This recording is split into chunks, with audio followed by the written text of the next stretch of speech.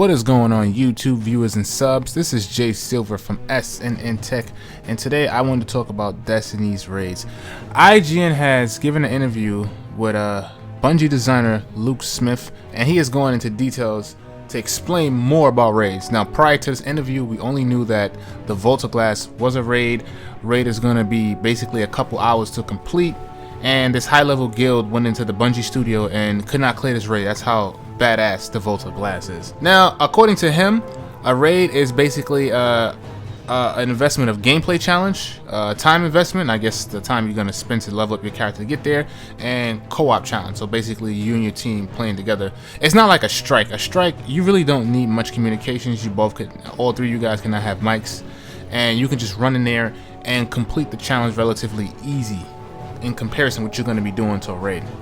Now, raids is not something that you're going to complete on your first take either. You know, Bungie expects you to have multiple takes into this raid. That's how challenging it's going to be.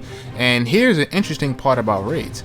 There will be no matchmaking, so you have to personally grab up 5 other people, and you guys are going to have to go in there yourself. So there's no random matchmaking for raids. Not possible. Raids in Destiny will put your skills and gear to the test.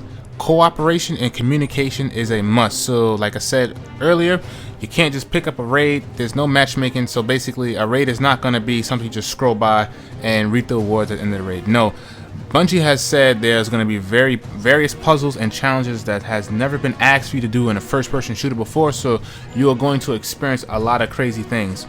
Like I said, they're going to be throwing the biggest and most badasses bosses at you.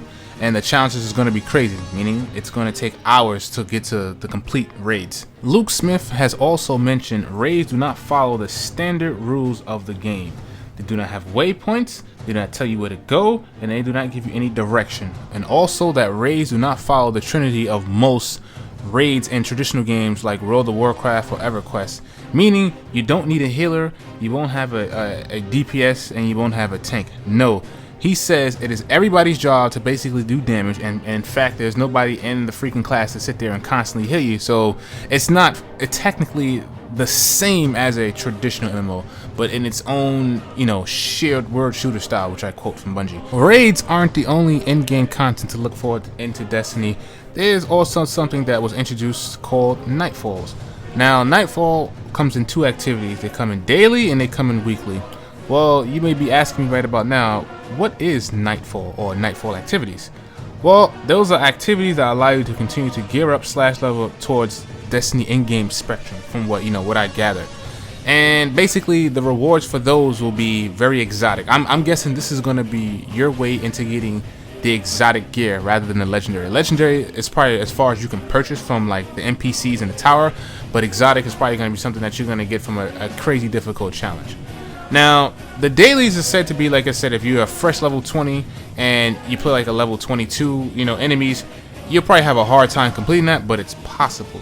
The weekly one, you're basically going to be fighting enemies or the baddest creatures that, that's going to have the offer, and they're going to have modifiers. So now it's going to have you basically having triple sets of your gear. For those who don't know, Destiny has 3 different elemental types. You have Void, Solar, and Arc.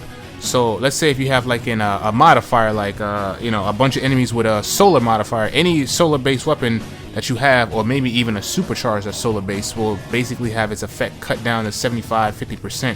So basically you're going to be weakened against these crazy modified enemies. You might want to switch your gear up, so it's gonna warrant you to have basically like a solar, a void, and an arc version of a shotgun that is basically maybe legendary or exotic. Now, like I said, from what I've gathered, these are the same founding principles of a previous MMO that I used to play, DC Universe Online.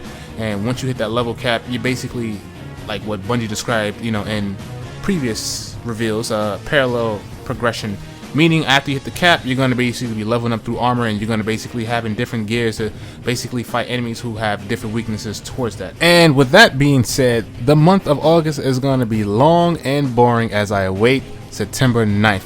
What do you guys think about raids? Let me know in that comment section below. This is Jay Silver from SNN Tech. Rate, comment, subscribe, and I'm out. Later.